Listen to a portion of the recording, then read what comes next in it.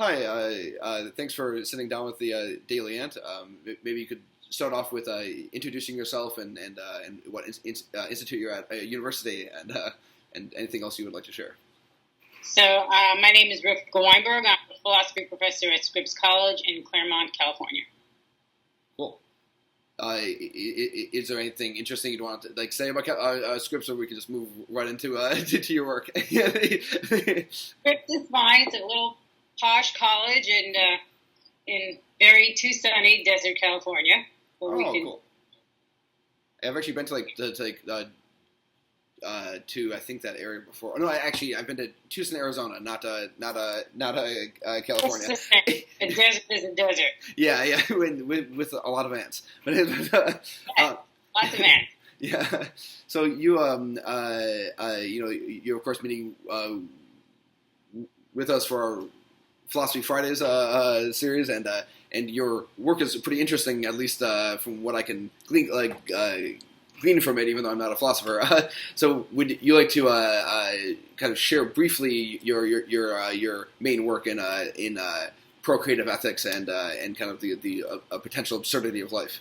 So my work in procreative ethics, I have a book and a bunch of papers. I did a lot of work, and that has been the bulk of my work so far, and that's mostly thinking about what kind of risk we're imposing when we have children. What are we doing to these poor people? Is it a worthwhile risk? Is it a permissible risk? That's my work in that area. And I'm just starting now to think a lot about pointlessness and write about that. I mean, I say pointlessness because the meaning of life is a lot of things, and I think what bothers me is that life is pointless, not that it doesn't have enough value or significance or whatever else. It's just pointless, and that is why when you said, would you talk about, would you discuss something about ants,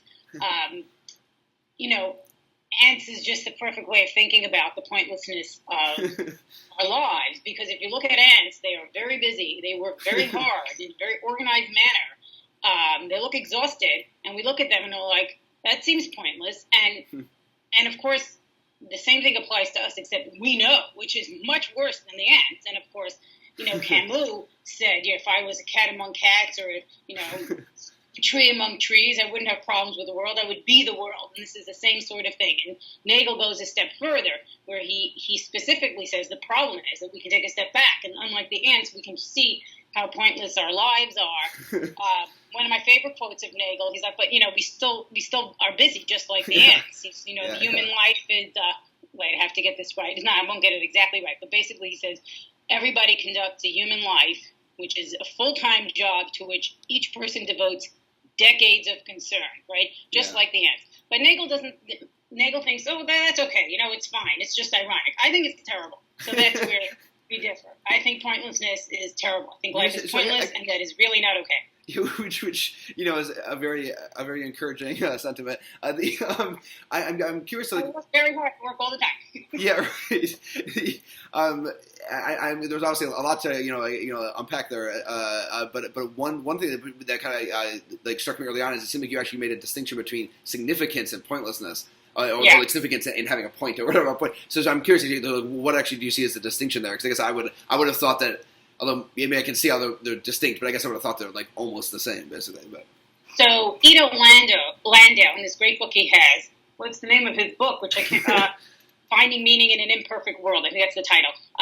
So he argues that it's one problem, the meaning of life. It's all a problem about value, and significance is value, and pointlessness is value. And I don't agree with that. Significance means, does it mean something to you at the time, right? A point is more of a purpose, right? So something can have meaning today for you, or significance. It's very significant to me when I'm hungry. I really can't stand that. It pisses me off. So that's significant. I kind of feel that a little bit right now. I'm actually delaying my lunch a little bit for this. Sorry. Yes. But that is not pointful activity. Right? It's not like, the point of my life is to eat when I'm hungry. That's that's not at all. That seems pointless. Yeah. If our whole job and our whole lives come down to just feeding ourselves when we're hungry, that seems pointless. Yeah.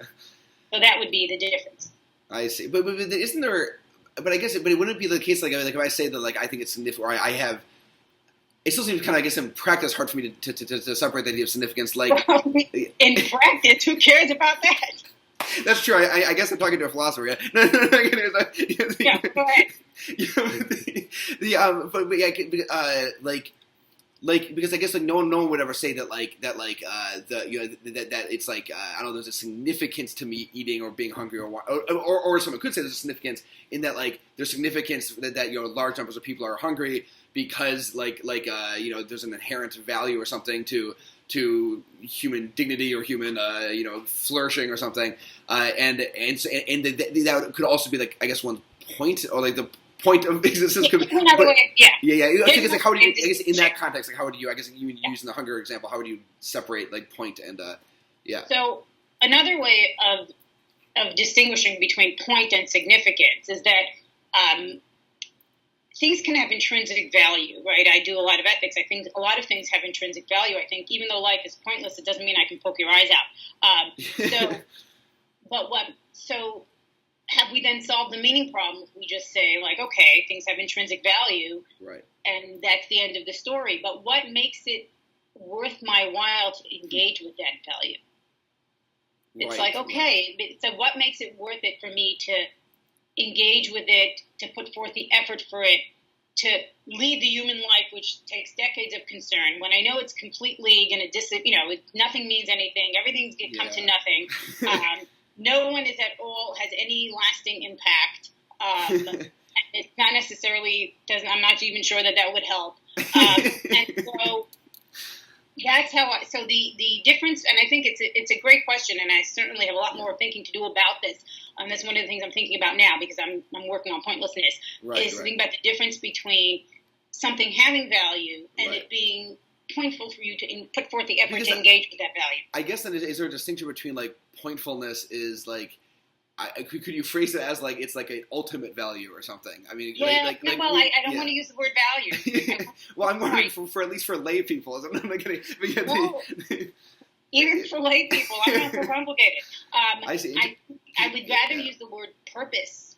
Yeah, I guess I view purpose though as sort of like a. It's like is itself a value or something? But maybe, yeah. But maybe not. Maybe I'm unrefined here. So. Yeah. I don't think is a value. I think it's something that you want in your life that maybe you value, but it's not this separate value out there. You can't pursue purpose.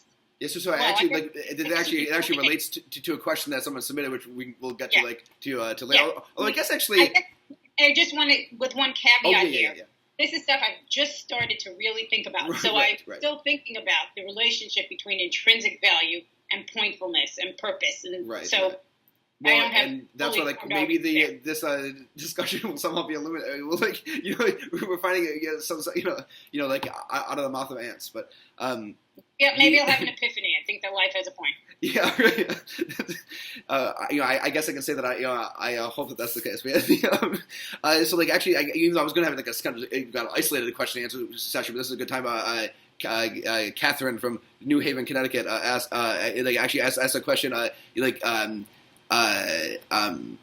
If the like Viktor Frankl's concept in Man's Search for Meaning, if that because like I'm bringing it up now because it seems to actually be related to what you're saying of like actually like my understanding of like his the theory would be that there is kind of something about like imbuing value even in pursuit of like a point or whatever, a purpose, for like finding a purpose in your life, which I guess I would use as somewhat synonymous with a point, but maybe you wouldn't. That does give you meaning and give you like I guess a point, but maybe you like so like do you think that's reasonable or interesting in this context, or were you just kind of moved to like, well, what he's talking about is not a point, it's just value or purpose or like value. So people distinguish between meaning in life and meaning of life, and I care about meaning of life. I don't care if I find little meanings in my life by helping people out or feeling lofty or whatever, as opposed to, let's say, counting the blades of grass on my lawn, which might seem purposeless or meaningless to me. I want the big thing. I want ultimate meaning of my whole life in general and everybody else's, not everyday little tiny specklets of puny meaning. Well, though there is chocolate, so I feel like if you have enough chocolate each day, then But that's I'll it helps a lot. Chocolate, coffee, alcohol, the consolations. But they're consolations for pointlessness. I see. Need consolation for a reason. I see. So they're not themselves. Yeah, that's true. They're not themselves a point. Yeah. Right, I mean, and having you can say like, did Beethoven have a meaningful life with all the music he created? I mean. Yeah, because there's kind of like a timelessness maybe, potentially of it or something. But that's exceptional, so that doesn't help. And I don't even think that really works anyway, because eventually nobody's going to be listening to Beethoven. Like if you wait like a million years or something. Yeah, and what will help him, long dead Beethoven, that we're listening to this now, or some of us, the three people still listening to Beethoven. I think, so again, when people talk about meaning, they talk about meaningfulness or meaning in life. To me, it's like consolation. That's not what I want. I see. So, so I wonder, actually, is there, like, could there be anything, like, I guess almost from an evolutionary perspective, from an evolutionary perspective of like, there is a sort of like, I mean, like, some kind of brute point of like at least the atoms of my body are going to continue. It's even a bigger no than the nowhere I thought you were going. So I thought you were asking, could there be like, is it possible? Is it even conceptually possible? That's actually a much more probably ultimately interesting question, actually. So pretend I asked that question. And I think the answer is no. Nagel argues this, and I think he's right. I just don't think he thinks it's okay. I think it's very horrible and tragic. I think when you push against the concept of ultimate meaning, it falls apart, because Nagel is right. You can always ask, what's the point of this? What's the point of that? There's no ultimate answer to that question. That question is always an open question. But I don't think it's okay. I think that is horrible and sad and tragic, because we have tastes of small meaning. So we're like tempted, and we want this impossible thing, this incoherent thing. So that's the first no, the sad, tragic no. But to your question about evolution, I mean, what kind of meaning is that? Well, I mean, I guess couldn't someone argue that just because it's not a meaning for you, it is a point, even if it's not your preferred point. I think that's a big mistake. Evolution is just a theory about how things change and adapt over time. Who cares about that? Although I would argue that evolutionary biology or the evolutionary theory, that is the theory, but the actual process of evolution is a thing that happens in the world, or whatever. But I'm sure I'm making a lot of mistakes. I literally that was just doing an obnoxious nit. But which I really should not do when talking with a philosopher. But no, but I mean, philosophers, dabble in everything, pretend they know everything too. So here I am talking about evolutionary theory, which I don't know. But I don't see how you're right. the natural process is going to give you new meaning. Yeah, and I certainly agree that like it is not satisfying to me. Would you actually I guess it's funny. It's kind of much more kind of integrated use of the Q&A thing, because also like somebody else asked Joshua in Chapel Hill asked about if you think that like if God exists, if that would be something that would solve the problem for you. I don't think so. I think that interesting. The same way you can ask what's the point of anything else, you can ask what's the point of God. I think it's the same kind of problem. I mean, the only way it helps, it's like, well, magic, somehow it works out. But I guess I would clarify it as if there was some, if there was some like, some supreme being that basically has a point, has a desired point for each. That's even worse. Then you're some robot or some supreme being. Let him go pursue his point. What's that have to do? Why should I? Yeah. I think it makes it much worse. But isn't there some kind of sense? I mean, actually, even to bring it to the answer, that actually this conversation has been much too devoid of ants. Speaking of purpose, God created ants. Wait, I actually missed that. What was that? I said God created ants. Right. Hey, it's in Proverbs twice. Okay, so it's one of the most cited ants in the Tanakh. My point was that I guess couldn't there also be this is not because it solves the issue, but like our inability to understand like the point, but that looking at nature. There might be like you can infer. I know that there's some sort of like broader purpose, and where I'm going with this is that like a single worker ant. I think even if we just for a moment like, let's just accept it, like propagation of a species or something. I don't know if you can view that as like a point or something that's like justified.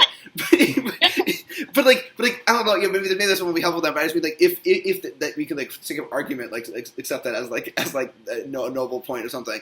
But then an ant which is a worker ant which does not have reproductive value for the most part. There's exceptions to everything, but for the most part, workers can't pass on their genes, although they are kind of like through like the queen passing on the genes. But you can say like for the individual ant, let's say like producing children is an inherent value. Again, if you want to assume that, then this is too many assumptions.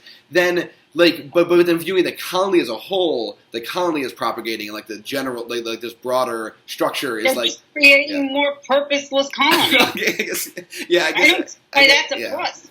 I guess it doesn't. Right? I guess it doesn't solve because I guess for you there's a distinction between like the point and value. Yeah. I mean, and I don't really think it has much value either. Well, and I think the problem with saying God or broader, we can't understand or whatever is this is just magic wand waving and saying it's a mystery. Hopefully it'll work out. But not only is that not an answer, the problem is deeper because conceptually there can be no answer. So I guess though, like if so like you think even if like something like a heaven, like a pleasant, there's like a very like cartoon example of like there's like a pleasant heaven where people are very happy and fulfilled and like whatever, and like you think even if it's into eternity, you don't think that counts as a point. No, that's really? Horrible, because it's eternal pointlessness, and I think these are very unsatisfying concepts. Huh. Can't imagine a heaven that's worth participating in. And I don't see, I'm not interested in some other being's purpose. Interesting, I don't see why it helps to have a purpose you couldn't understand.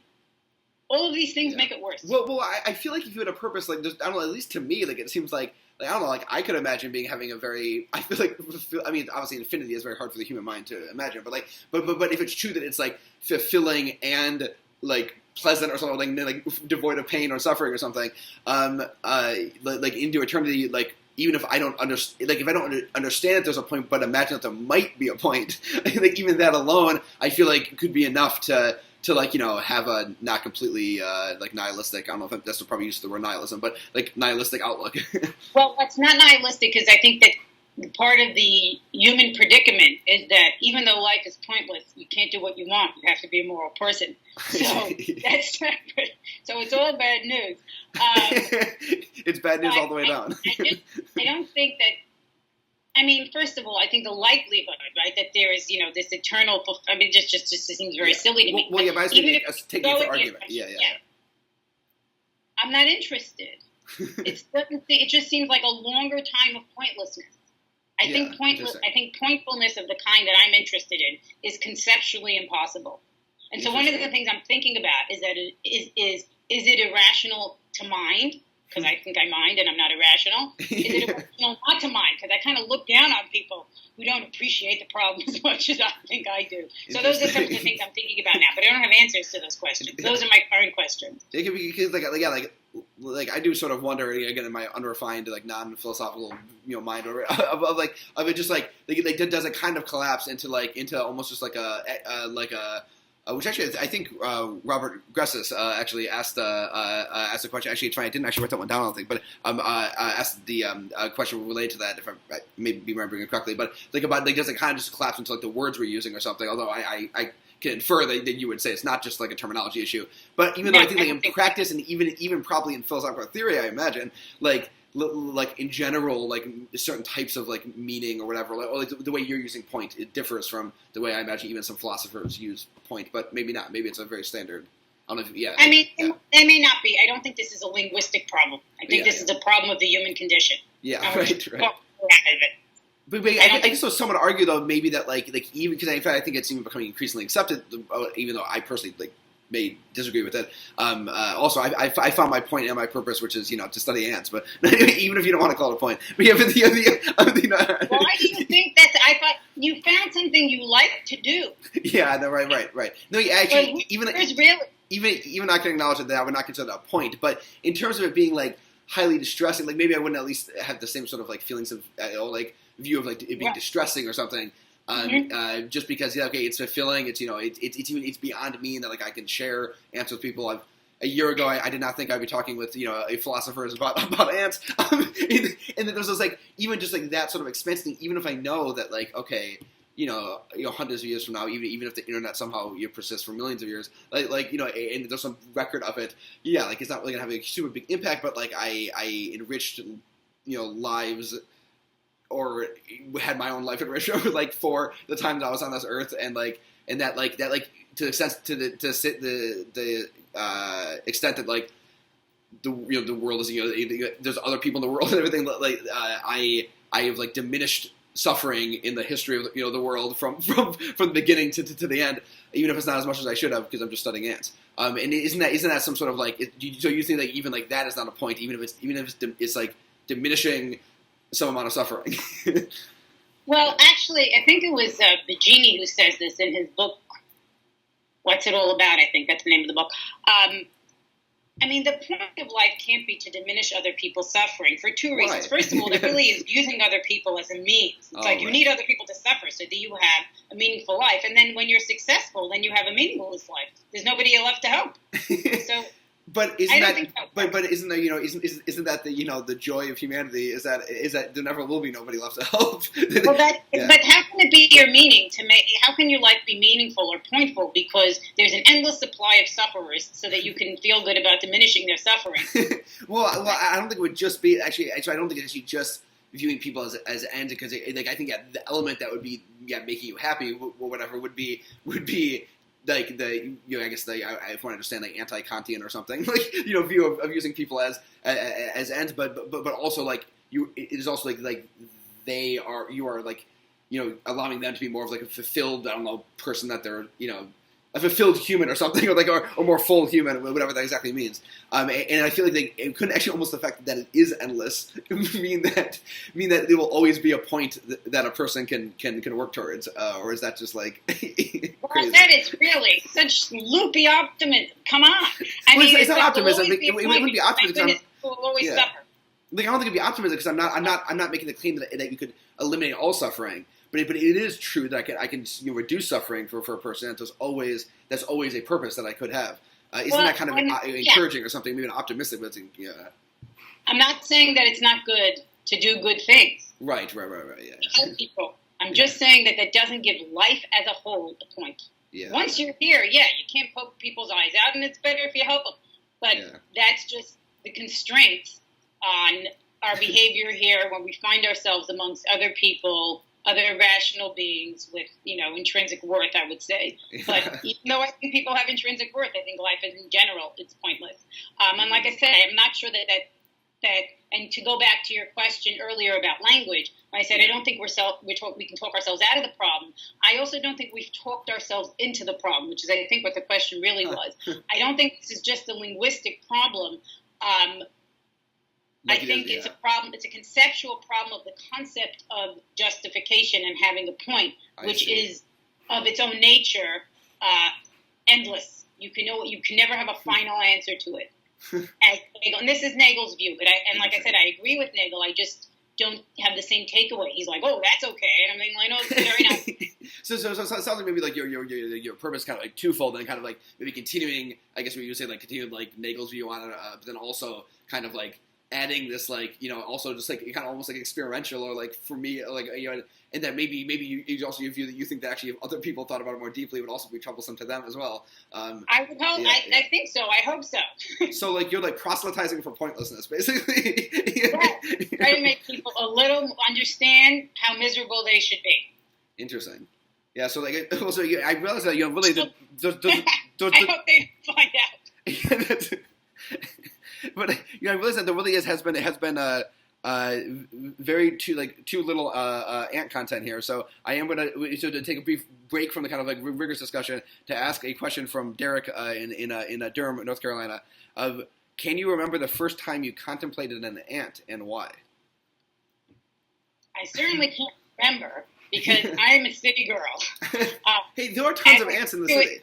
Yes, as I told you in the introduction that didn't end up getting recorded, I only became much more familiar with ants when I moved from New York, where we have roaches and mice, Right. to California, where we have ants and But crickets. there are dozens of ants in New York City, I will say. But Down.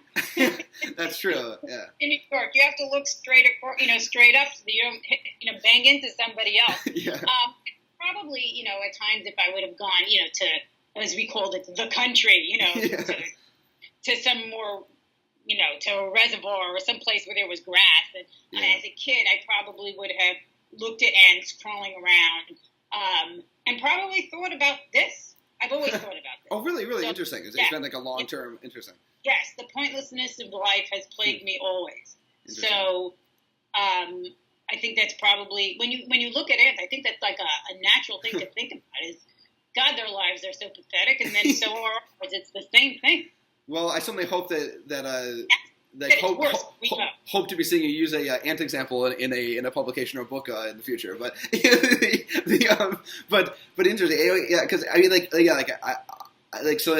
I guess you would view. Actually, I think this is actually another question that right. Joshua again, the same person from Chapel Hill, North Carolina, asked I mean, I think I probably can infer the answer, but what you think about the meaning and value of devoting a life to somebody to something like studying ants? I think that's totally fine. You're interested in ants, go study them. Why not? Find out interesting things. It's no less valuable than any other pursuit. Interesting. Maybe we'll learn about it. I think people should do what they're interested in. It's a nice distraction from the pointlessness of life.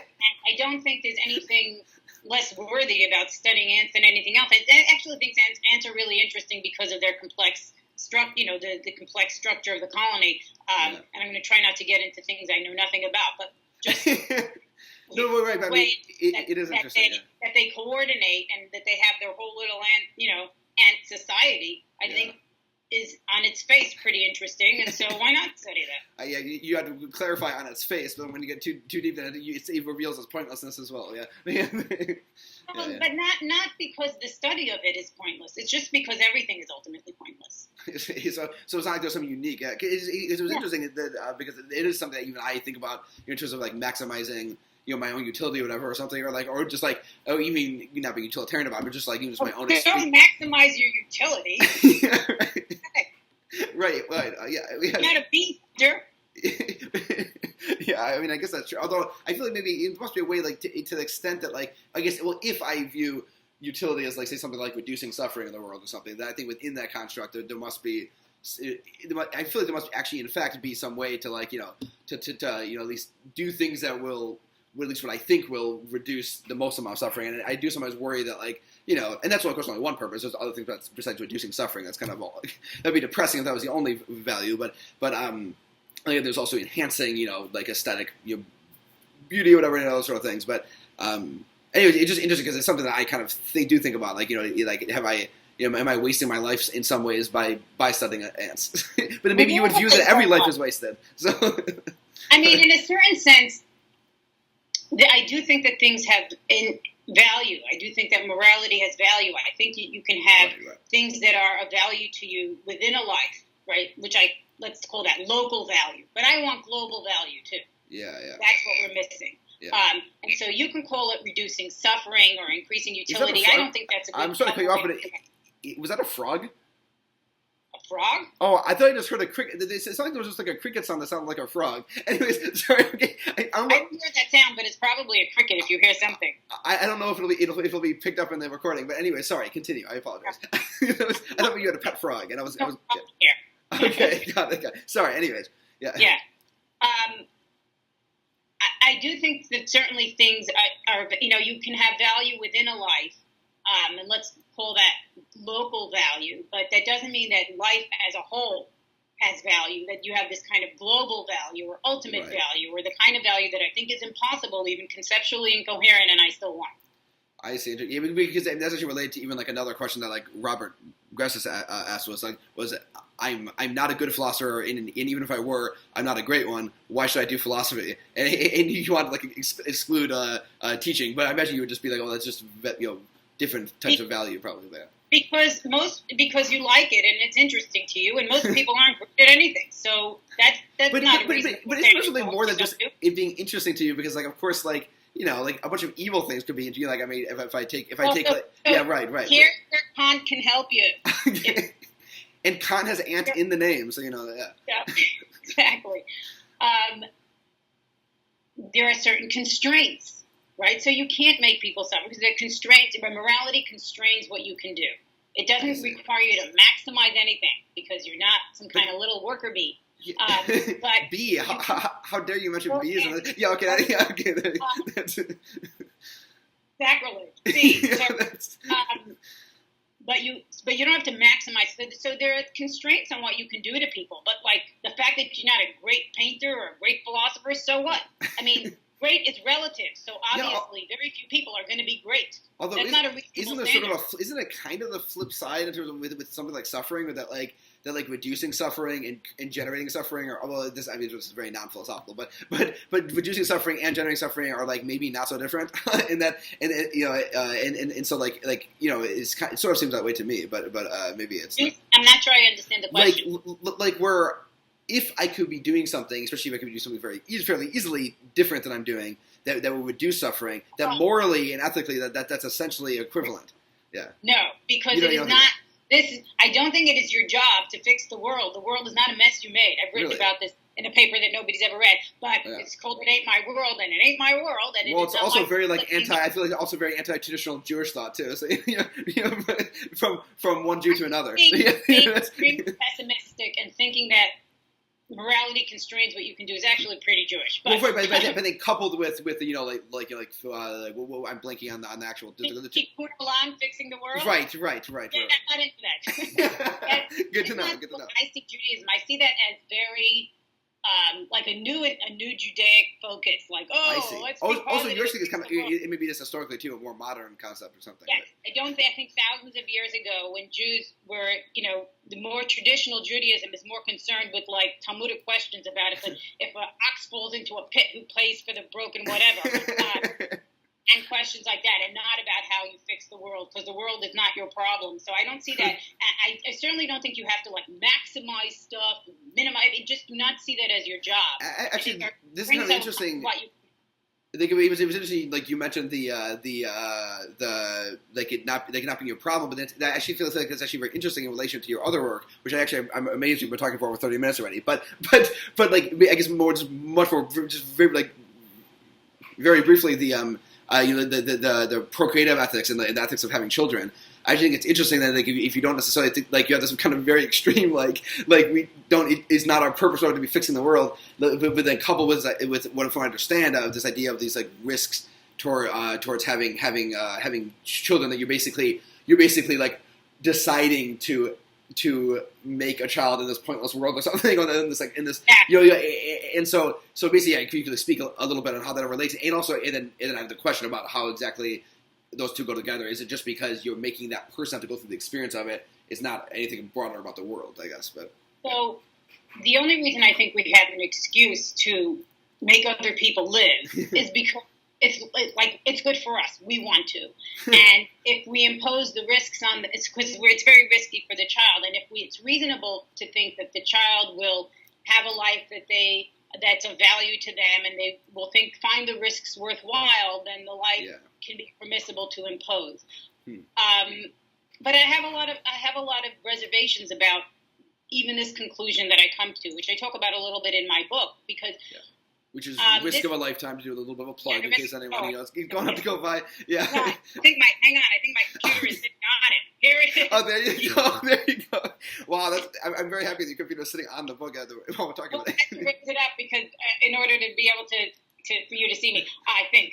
Anyway, I worry about this. I think when I feel guilty for having created my children all the time. I think like, I took myself into these excuses, and now my poor kids have to live. And wow. So I'm not so confident about it. But I think that if we didn't have an interest in having children, it would be completely impermissible because of the risks of their lifetimes. But I think the other thing is, though, that I think that most people are very happy to exist, and so that that counts, that kind of mitigates or makes it not so terrible to force them into it, because most people, it's not just that they're happy with their horrible lives. A lot of people think that they have good lives, or if let's think they do, even if you don't agree with them. if you look at sort of objective conceptions of human flourishing, and you see the conditions for the realization of human potential, this is one of the terms I'm stealing from David Bellman, is are present are likely to be the case in the kind of procreation that you are trying to, are considering at the time, then you may have this permission to do it. That's it. It's not going to get better than that. It's like, okay, I guess everything else seems all right, and it's really good for you. So maybe maybe like the argument that is more just like more that like. Yeah, that was kind of what I understood from like reading the synopsis of the book. I have not read the book, but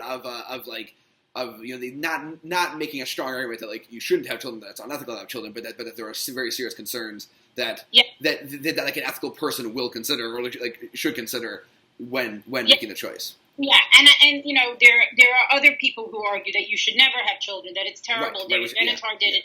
For a long time, his book was the book I always thought I would write. I don't think the arguments succeed, even though that's still my intuition. I don't think the arguments to the conclusion that procreation is always wrong. I think those arguments have flaws, and I've written a lot about those flaws, but they still leave me with lingering worries that I cannot allay. Right, yeah. Even though I already had kids. Right, sorry. Right. Well, which I guess puts you in a good position to also be like, it's also, I'm sure, good. It's good in talks too, I'm sure, to be able to refer to your own children. So, but actually, I have a question from Joshua from UNC, who also this may be the third one I'm asking, but he's also along with Catherine, one of the executive producers of Philosophy Fridays. But it was actually. He had a question which is related to this, but it was also like to what extent, maybe it's an additional mitigating factor, like, and maybe you address this in your book, but like to what extent does the opportunity to help support and protect fellow human beings mitigate the absurdity or badness of a life? So it's kind of like attaching the two a little bit, but maybe you would say it doesn't.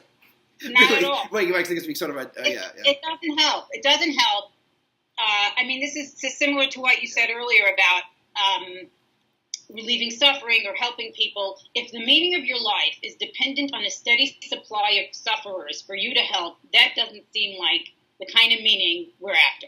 Well, yeah, because it's kind of like, I guess, like, in a way, like, I kind of, like, do think that it, like counts as, like, a meaning, because it both is, like, substantively, like, the ways that you find out people in any, like, given point in time, whatever, but like, it does substantively improve the lives of others, while also there's also the infinity element of, like, there always will be more people to help, and so in terms of a point and a value, it's sort of like, to me, it actually does kind of, like, at least intuition wise, it actually, like, is pleasing to me.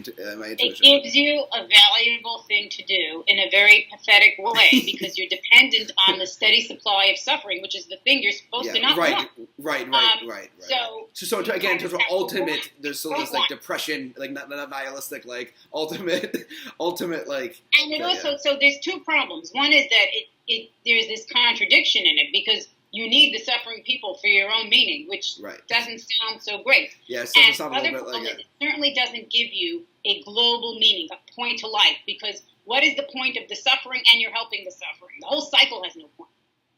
Yeah, I guess, that's, I clearly have not presented any sort of good argument against it, so, It's not an argument against it. There's a legitimacy to what you're saying. People do make this, have this view.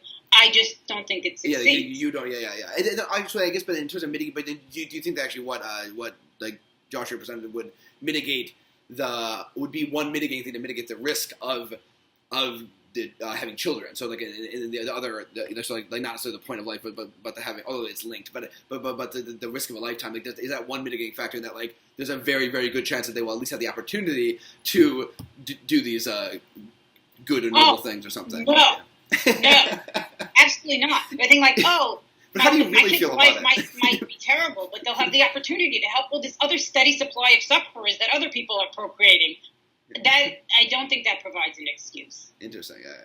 Yeah. I guess maybe it's Something has to be in their own lives. It can't be dependent on somebody else's suffering that they could try to fix.